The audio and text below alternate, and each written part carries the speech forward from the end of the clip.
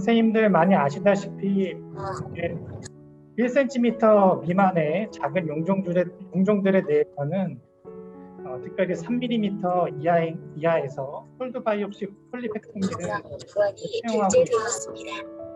4mm부터 9mm까지는 보통 스네어 폴리펙토미를 사용하게 되는데 보통은 EMR을 더 많이 하시는 걸로 알고 있습니다. 이전에 핫바이옵시 폴리펙토미를 사용했었으나 이제 딜레이드 퍼포레이션 합병증 위험성 때문에 최근에는 많이 사용하고 있지는 않습니다.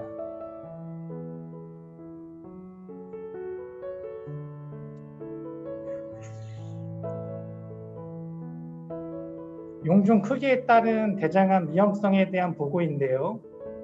5mm 이하의 선종에 대해서도 약 4.5%는 시비어 디스플라지아 또는 인베이시브 캔서 또는 빌러스 컴포넌트가 포함된 하이리스크 피처를 보이는 용종들이 약 4.4%가량 포함되어 있기 때문에 5mm 이하의 미세 용종에 대해서도 일단은 절제술을 시행하는 것을 이렇게 권고드리고 있습니다. 좀 이전 데이터긴 한데 10년 전에 저희 나라 소화기내과 내시경 의사들을 대상으로 한 서베이 결과입니다. 5mm 미만의 용종에 대해서는 콜드 바이옵시 폴리펙토미를 많이 프랙티스에서 사용하고 계셨고 5mm 이상의 작은 용종에 대해서는 보통은 인젝션 후에 핫스네어 폴리펙토미, 우리가 흔히 얘기하는 EMR을 제일 흔히 용종 절제술의 방법으로 선택하여 사용하고 있습니다. 그림에서 보시는 바와 같이 약 3mm 정도의 용종에 대해서는 이렇게 콜드 바이옵시로 한 번에 원바이트로 제거할 수 있고, 그러나 5에서 한 9mm 정도 되는 이런 아래에서 보시는 그림과 같은 크기의 용종에 대해서는 보통 인젝션 후 핫스네어를 행하는 EMR을 많이 사용하고 있습니다. 보통 콜드 바이옵시의 너비가 한 3mm 이하이기 때문에 3mm 이하의 용종에 대해서는 한 번에 잡아 뜯어 제거할 수가 있습니다. 그러나 한 4, 5mm만 돼도 한 번에 제거할 수 없기 때문에 보통 두 번을 잡고 제거를 하게 되는데, 이렇게 될 때에는 불완전 절제가 될 가능성이 그만큼 증가하게 됩니다. 그래서 최근에는 한 4, 5mm 되는 미세 용종에 대해서도 콜드 바이옵시보다는 콜드 스네어링을 더 권유를 하고 있습니다. 그림에서 보시는 바와 같이 약 4mm 정도 되는 용종인데 스네어로 잡고 한 번에 제거를 하는 그 그림을 보실 수가 있습니다. 그래서 이러한 4, 5mm의 미세 용종에 대해서 콜드 스네어 방법을 이용한 것과 콜드 바이옵시를 이용한 것을 비교 분석한 결과입니다. 조직 확정 완전 절제율이 콜드 바이옵시에 비해서 한 20%가량 향상이 되었고, 소요 시간 또한 콜드 바이옵시는 두세 번 이거를 제거하기 때문에 시간이 더 소요되는 것을 연구 결과로 보실 수가 있습니다.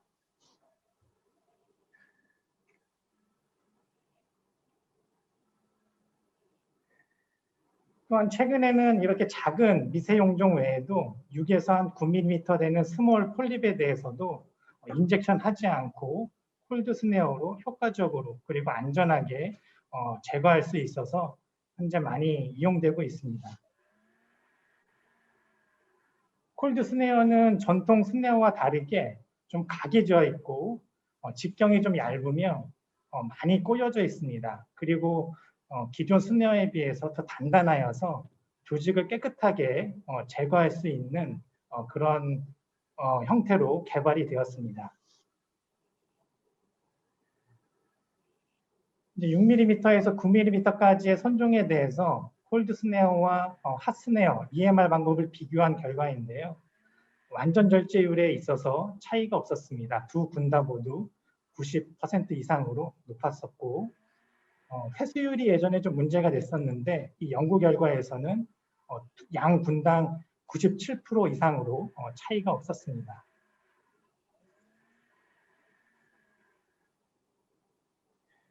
딜레이드 블리딩 레이트도 하스니어 플리펙토미에서는 1,500명, 약 1,500명 환자 중에서 7명 발생했는데 콜드 스네어 플리펙토미 환자군에서는 1명도 발생하지 않았습니다. 시술 시간이 중요한데요. 콜드 스네어군에서 약 30초가량 단축되는 것을 알 수가 있었습니다. 블리딩에 관한 내용인데요. 콜드 스네어로 제거한 그 조직의 사건들을 보여주는 사진입니다. 병리 사진입니다. 콜드 스네어는 점막과 점막하의 아주 쉘로 부분만 제거되는 반면에 핫스네어를 이용할 경우에는 좀 더 딥한 그 점막하층까지 제거가 되기 때문에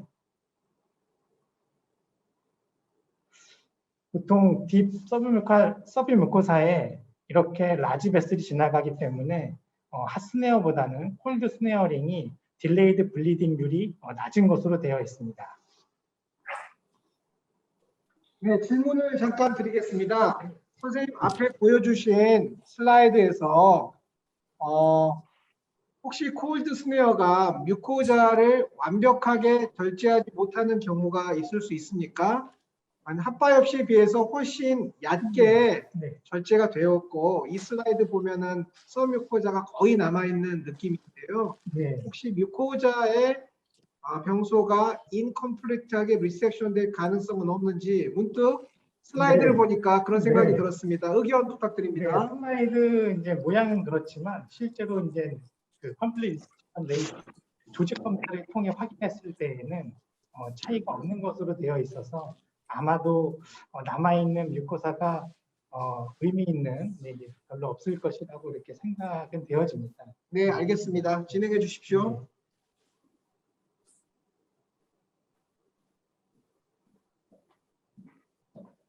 실제로 최근에는 작은 용종을 제거할 때 이제 항응모제를 사용하는 분들이 많기 때문에 이제 그런 스트래티지가 중요할 수 있는데 지속적으로 항응모제를 복용하면서 콜드 스네어링을 사용하는 경우와 헤파린 항응모제를 중단하고 헤파린 무리징을 하면서 EMR을 시행하는 분의 블리딩 레이트를 비교했을 때 딜레이드 블리딩 레이트가 중단한 경우에 비해서 증가하지 않아서 이 연구 결과에 따르면 항응모제를 복용하면서 콜드 스네어를 하더라도 블리딩 레이트가 그렇게 증가하지 않는다는 것을 보여준 결과로서 이런 블리딩 레이트가 콜드 스네어군에서 충분히 낮을 수 있다는 것을 입증한 연구 결과라고 할 수가 있겠습니다.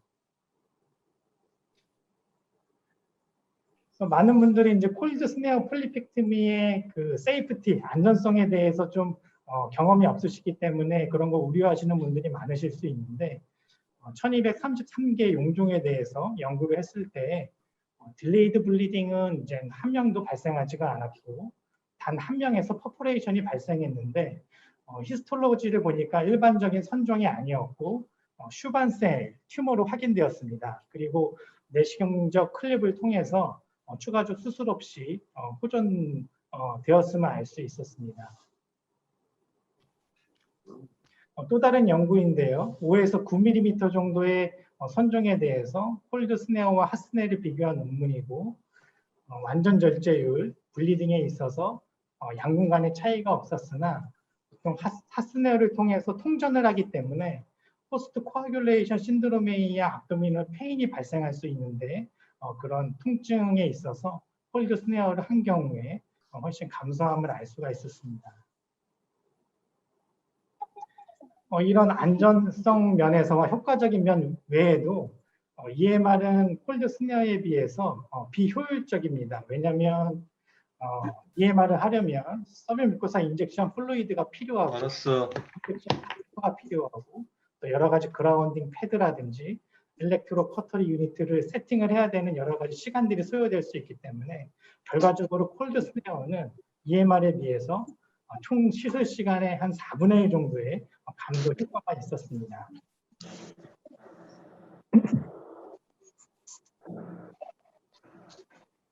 그래서 최근 유럽 가이드라인을 보면 1cm 미만의 작은 용종에 대해서 우선적으로 콜드 스네어 폴리펙토미를 권고를 하고 있습니다. 하지만 앞서 말씀드린 것처럼 1에서 3mm는 콜드 바이옵시 포셉으로 한 번에 제거할 수 있기 때문에 1에서 3mm에서는 콜드 바이옵시가 억셉터블 하겠다, 이렇게 권고를 하고 있습니다. 네, 여기서 약간 질문을 드리겠습니다. 보여주신 자료 중에는 엔도스코피 2020 자료에서는 5에서 9mm 크기를 대상으로 연구를 했었고요. 다른 김태준 선생님 강의에서는 4에서 9mm를 언급해 주셨는데, 지금 여기를 보니까 1, 2mm도 콜드 스네어 폴리펙토미를 추천한다라고 얘기를 했는데, 실제로 1, 2mm도 콜드 스네어 폴리펙토미를 하는 경우가 있는지와 1, 2mm짜리를 콜드 스네어 폴리펙토미를 했을 때 과연 심평원에서 급여를 해주는지, 그게 궁금합니다. 네, 우리나라 실정과 좀 안 맞는 유럽 가이드라인이라는 거를 이제 말씀을 드리려고 했었고요. 예, 이준행 교수님 말씀하신 거에 공감을 하고요. 3mm는 콜드 바이옵시로 충분히 한 번에 제거할 수 있기 때문에 가급적이면 비용이 적은 콜드 바이옵시 포셉 폴리펙토미를 하시는 게 더 좋을 것으로 생각하고 있습니다.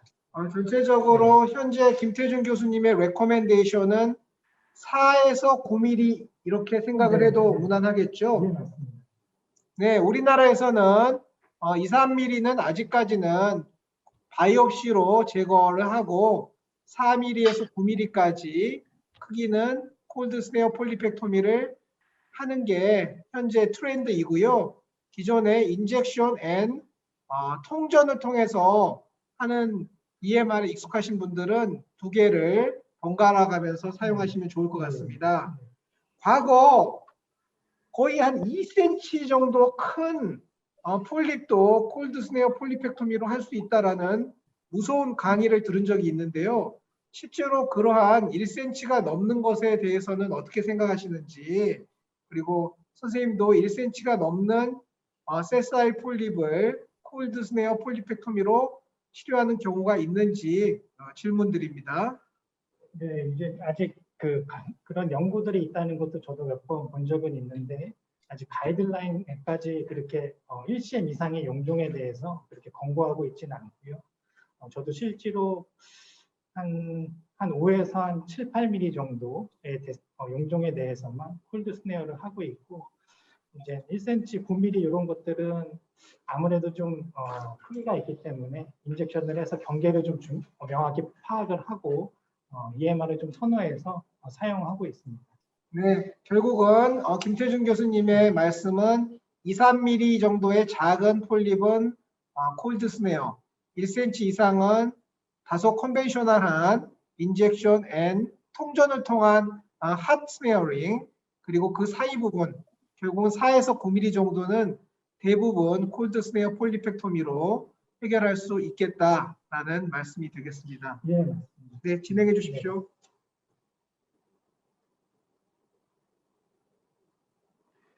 콜드 스네어 폴리펙토미에 대해서 정리하겠습니다. 그래서 1cm 미만의 작은 용종은 콜드 스네어를 통해 안전하고 효과적으로 제거할 수가 있겠고, 콜드 스네어는 EMR과 비교하여서 효과 면에서는 비슷하나 안전과 효율성 면에서 더 우수한 그런 보고들이 많이 있습니다. 1에서 3mm 용종 제거는 콜드 바이옵시로 사용되어지고 되도록 원바이트, 피스밀이 안 되도록 제거하는 것이 좋겠습니다. 결과적으로 결론적으로 작은 용종의 제거의 대세는 콜드 스네어 폴리펙토미인 것 같습니다. 네, 여기서 간단한 질문 2가지 더 하고 서베일런스 토픽으로 넘어가 보도록 하겠습니다. 선생님은 어느 회사 제품 콜드 스네어를 주로 사용하고 계십니까? 지금 제가 사용하고 있는 거는 제가 알기로는 보스턴 걸로 알고 있습니다. 네, 보스턴을 사용하고 계시고, 예. 네, 그런데 여러 회사마다 다 제품이 나오고, 예. 올림푸스에서도 나오고, 여러 회사에서 나오고 있는데, 지금 보스턴을 가장 선호하고 계신 걸로 말씀 주셨고요. 이번 세미나가 제약회사에서 주관하는 세미나이기 때문에 기구에 대해서는 자유롭게 말할 수 있어서 좋은 것 같습니다. 네. 그리고 콜드 스네어와 핫 스네어를 겸용하는 제품이 있기도 하는데 그러한 제품을 써보신 적이 있는지 장점이 있다고 생각하시는지 부탁드립니다. 예, 보통 이제 서버 쓰고 있고요. 쓰고 있고 이제 용종을 제거하다 보면 또 이렇게 작은 용종을 콜드 스네어로 제거할 수 있지만 또 내시경을 하다 보면 1cm 이상의 또 큰 용종이 발견되는 EMR이 필요한 용종들이 있기 때문에 이렇게 두 가지 다 같이 쓸 수 있는 제품들을 선호해서 사용하는 선생님들이 많은 것을 알고 있습니다. 현재 심평원 기준에 하루에 한 환자에서 핫바이옵시 스네어와 핫 스네어와 콜드 스네어를 모두 처방할 수가 없지요. 예. 예, 그런 이유 때문에 핫 스네어와 콜드 스네어를 한꺼번에 할 수 있는 하이브리드 타입, 아마 올림푸스에서 나오는 걸로 알고 있는데요. 하이브리드 타입 콜드 스네어 폴리펙토미를 사용하고 계신 선생님도 많은 것으로 알겠습니다. 여기까지 콜드 스네어 폴리펙토미에 대한 부분을 말씀드렸고요. 예, 괜찮습니다. 천천히 하셔도 됩니다. 두 번째 세션 진행해 주시면 되겠습니다. 네, 천천히 하셔도 됩니다. 네, 다음으로는 추적 관찰 대장 내시경에 대해서 말씀드리겠습니다. 일단 정상 대장 내시경 소견이 중요할 텐데요. 다음과 같은 정의라고 볼 수 있겠습니다. 선종이 없고 세사일 세레이티드 폴립이 없고 또는 트레디셔널 세레이티드 아데노마가 이제 없는 경우 또 하이퍼플라스틱 폴립이지만 1cm 이상의 이런 과형성 용종이 없는 경우를 이제 정상 검진 내시경이라고 할 수 있습니다. 그래서 이러한 경우 정상 대장 내시경 검진 주기는 서구에서는 10년 간격을 권고를 하고 있으나 우리나라는 내시경 비용이 상대적으로 적기 때문에 5년 주기로 이렇게 권고를 하고 있습니다. 왜 추적 관찰 대장 내시경이 중요한가라고 최근 이제 이슈가 된 토픽이라고 말씀드렸었는데 그 이유는 뭐 아시다시피 대장암 검진 대장 내시경이 매우 많이 증가하기 때문입니다.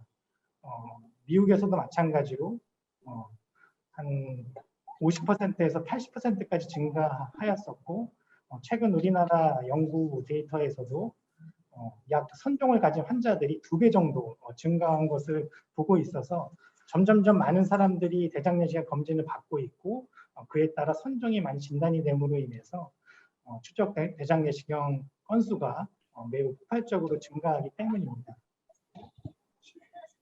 또 선종 발견율에 대한 관심이 매우 커졌습니다. ADR이 대장 내시경 질지표로 사용되어 있고 또 이런 ADR은 중간 대장암과 연관이 있다는 그런 연구들이 많기 때문에 내시경 의사들이 더 많은 선종을 발견하려고 노력을 하고 있는 것은 사실인 것 같습니다. 또한 최근 들어 내시경 화질들이 너무 좋아지고 있습니다. 그림에서 보시는 거는 펜탁스 아이스캔 이미지인데요. 플랫하거나 세사일한 용종 또는 미세 용종에 대해서도 화질이 향상되어서 더 많은 발견을 하고 있습니다. 이 연구에서도 아이스캔을 이용한 미세 손종 발견율이 컨트롤군에 비해서 약 1.5배 증가된 것을 볼 수가 있었습니다. 그래서 점점 많은 서베일런스 콜로노피가 시행되어지고 있고 앞으로 더 많은 추적 관찰 대장 내시경이 시행될 터인데 이게 옵티멀한 서베일런스 인터벌을 결정하는 것이 중요할 것입니다. 그래서 이러한 옵티멀한 서베일런스 인터벌을 결정을 하려면 선종의 내추럴 히스토리와 그로스 레이트를 아는 것이 중요한 배경 지식이 될 수 있을 것 같습니다. 이전 연구인데요. CT 콜로노그래피를 이용해서 용종의 볼륨이 증가하는 것을 관찰한 연구입니다. 2006년도에는 약 시그모이드 콜론에 한 7, 8mm 정도로 확인됐던 선종이 1년 후에 CT 콜로노그래피로 확인했을 때 1cm 이상으로 증가되어서 대장 내시경을 시행했고 진행성 선종으로 판단되어 제거를 했던 그런 결과였습니다.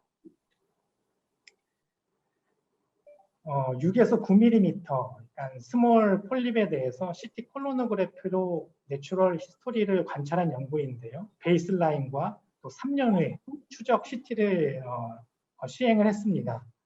그랬을 때 65%의 작은 용종들은 진행되지 않고 변화가 없거나 리그레션 되었지만 그 중에 약 35%만 진행을 했었고 3년 후에 대장 내시경을 시행해서 이 용종들을 제거했을 때 크기가 증가한 병변들은 대부분 어드밴스드 아데노마, 진행성 선종임을 알 수가 있었습니다.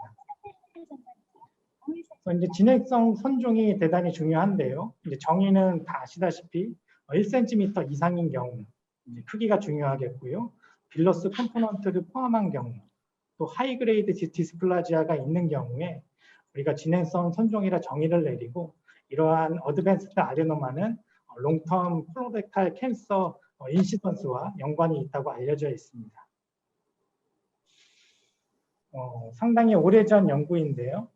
1cm 미만의 작은 선종은 제너럴 포퓰레이션이랑 비교했을 때 대장암 발생률이 더 높지 않았으나 1cm 이상이거나 또는 멀티플한 경우 이런 하이리스크 피처를 보이는 하이리스크 아데노마인 경우에는 3배에서 7배까지 대장암 발생 위험도가 증가하였습니다.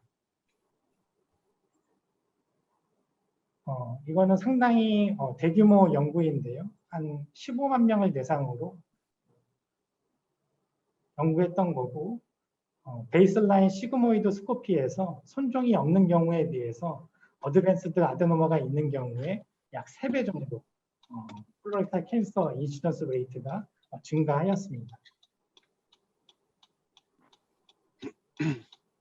그래서 이제 고위험 용종을 가진 환자들은 서베일런스 콜로노스코피를 통해서 대장암 예방 효과를 가지게 되는데 이러한 고위험 용종을 가지고 있지 않은 환자군은 서베일런스를 하더라도 대장암 리스크가 크게 줄지 않습니다. 통계적으로 의미가 없었으나 진행성 선종을 가진 그룹에서는 서베일런스 콜로노스코피를 시행했을 때 대장암 리스크가 한 절반 정도로 감소함을 보여주었습니다. 그래서 앞서 말씀드린 이런 연구 결과들을 통해서 하이리스크 아데노마, 이런 고위험 피처를 보이는 진행성 선종은 하이리스크 그룹에 속하게 되고 가장 짧은 서베일런스 인터벌을 가지게 됩니다. 우리나라, 미국, 그리고 유럽 모든 가이드라인에서 이런 하이리스크 아데노마에 대해서는 3년 추적 관찰 내시경 간격을 권고를 하고 있습니다. 다음은 논 어드밴스드 아데노마인데요. 50세 남자가 이제 스크리닝 콜로노스코피를 시행했고 2개의 작은 선종, 그러니까 논 어드밴스드 아데노마가 발견되었습니다. 다음 대장 내시경은 언제 하시겠습니까? 이런 로우 리스크 아데노마의 콜로렉탈 캔서 리스크를 비교한 연구인데요. 이런 로우 리스크 아데노마는 제너럴 포퓰레이션에 비해서 대장암 발생 위험이 높지가 않습니다. 반면에 앞서 말씀드린 하이리스크 아데노마는 대장암 위험이 보다 큽니다. 또 다른 연구인데요. 하이리스크 그룹은 베이스라인 콜로노스코피에서 시간이 지남에 따라 대장암 발생률이 지속적으로 상승되는 반면에 로우 리스크 그룹은 정상군과 차이가 없었습니다. 그래서 이렇게 한두 개의 작은 선종에 대해서는 내시경 비용이 상대적으로 좀 적은 우리나라에서는 이제 5년 추적 관찰을 권고를 하고 있고 이거는 정상 대장 내시경 군과 동일한 간격을 가지고 있습니다. 미국이나 유럽에서는 최근에 이런 로우 리스크 아데노마가 제너럴 포퓰레이션에 비해서 대장암 리스크가 높지 않다고 하여서 최근 가이드라인에서는 조금 길이가 늘어난 바가 있습니다. 그래서 미국에서는 7에서 10년, 유럽에서는 정상 검진 주기와 마찬가지로 10년을 권고를 하고 있습니다. 다음으로는 미세 선종입니다. 작은 선종이라도 같은 선종이 아닐 수 있는데요. 이 연구에서는 1에서 5mm와 6에서 9mm 선종을 비교를 했는데요. 1에서 5mm의 선종은 다음 팔로우 대장 내시경에서 어드밴스드 네오플라지아가 나올 확률이 한 3에서 6% 정도로 확인됐으나 그보다 큰 사이즈에서는 약 10%로 스몰 아데노마 하더라도 이런 차이가 있었음을 알 수가 있었습니다. 또 이제 최근에 대장 내시경의 화질이 좋아지고 또 최근에 여러 연구들 보고에 의하면 내시경 의사들의 ADR이 상당수 향상된 것을 알 수가 있습니다. 그래서 점점 작은 선종들을 많이 발견을 할 텐데요. 우리가 기존에 알고 있던 이런 하이리스크 피처 중에서 개수만 많은 미세 선종이나 작은 선종이 이런 어드밴스드 아데노마와 비슷하게 미래에 이런 콜로렉탈 캔서 인시던스가 증가할 것인가라는 그런 논란들이 계속 문제들이 제기되어 왔었습니다. 그런데 저희 병원에서 이러한 멀티플 아데노마에 대해서 이제 어드밴스드 네오플라지아가 발생할 것인지에 대한 리스크를 비교 분석한 바가 있는데 로우 리스크 아데노마에 비해서 멀티플 디미니티브 아데노마는 통계적으로는 그 위험도 증가율을 보이지 않았고 대신에 어드밴스드 아데노마는 한 5배로 증가되어 있어서 단순히 개수만 많은 미세 손종은 어드밴스드 아데노마만큼의 위험도를 가지진 않겠다라는 결론을 낼 수가 있었습니다. 질문 있습니다.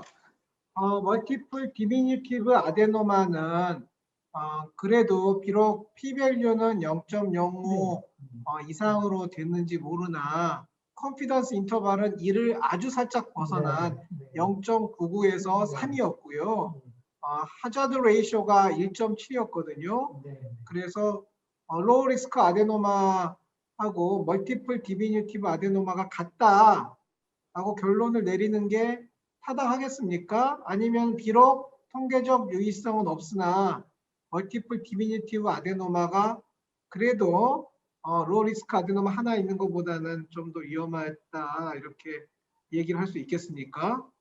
네. 0.99라는 숫자를 보고 문득 생각이 나서 지금 드리는 질문입니다. 저도 이 연구 결과를 보고 깜짝 놀랐는데요. 이렇게 사실은 걸쳐 있는 경우가 이제 쉽지가 않은데 그래서 조금 보여드릴 가이드라인에서도 아직 멀티플 디미니티브 아데노마에 대해서는 약간 입장을 보류하는 그런 기간을 얘기를 하고 있습니다.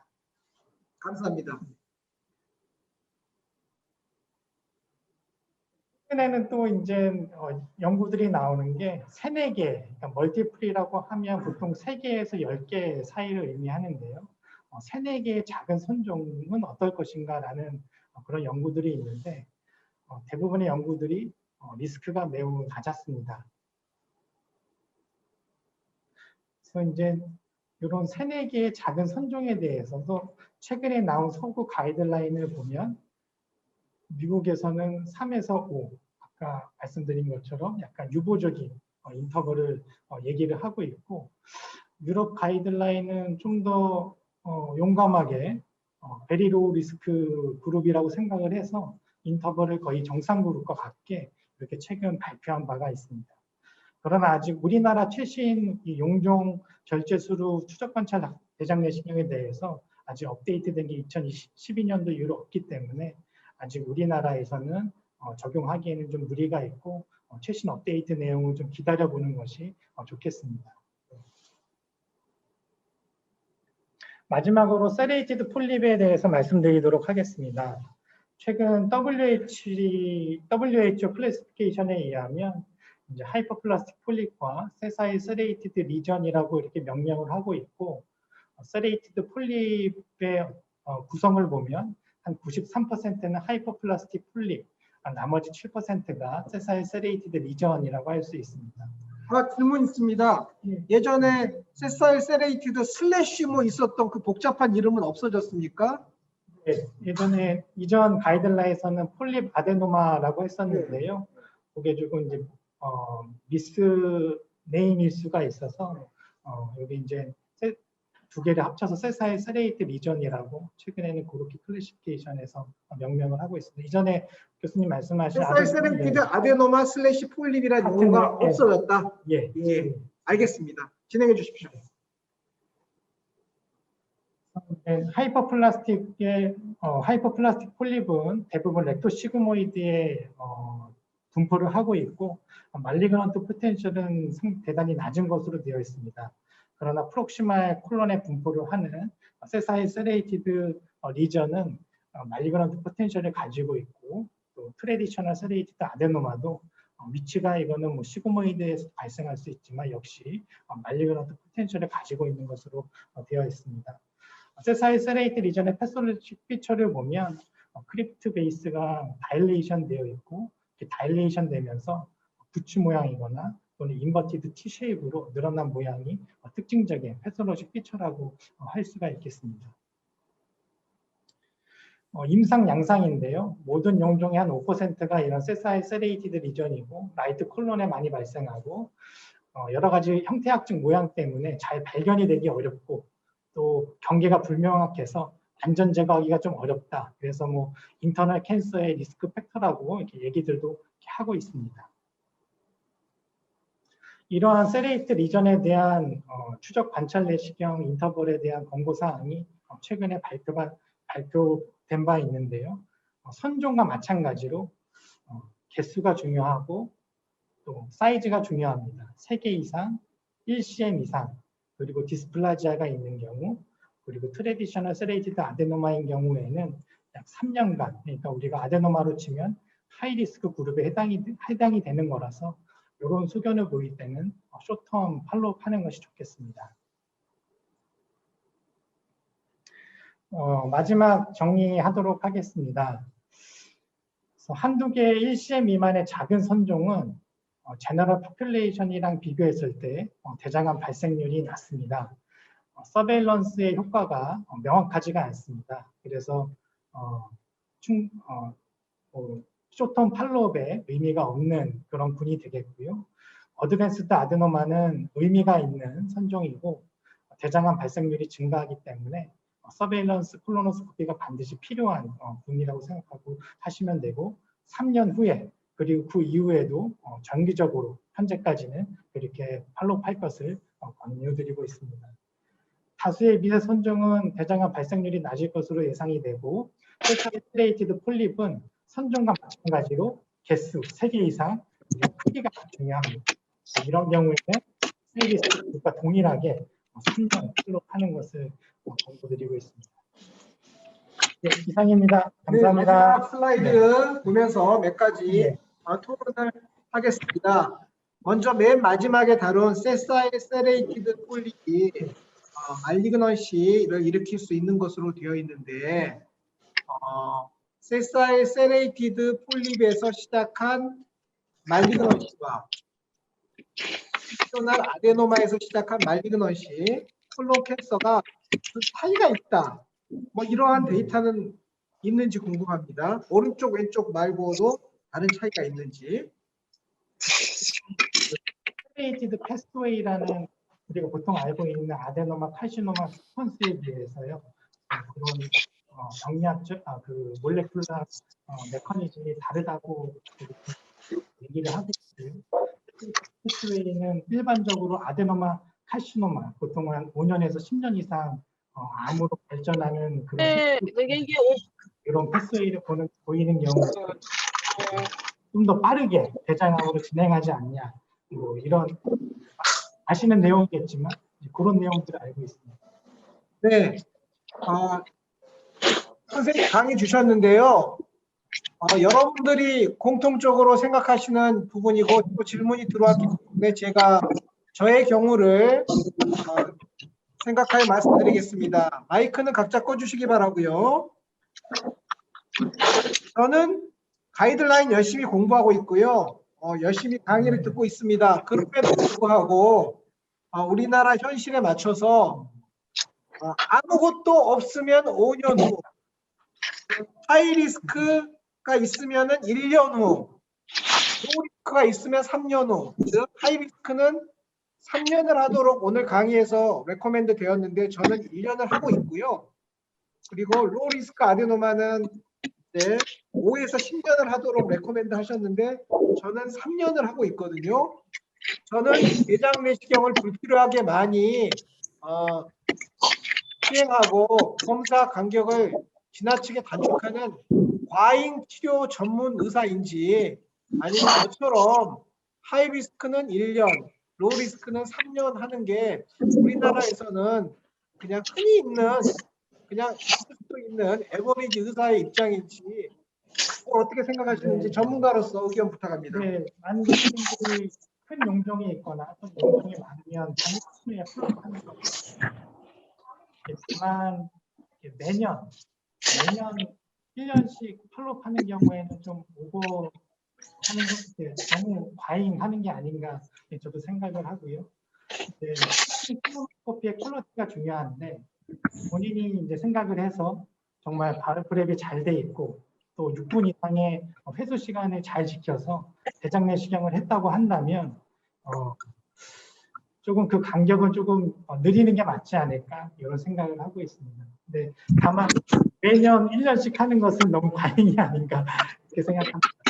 그러면 이렇게 한번 정리해 보겠습니다.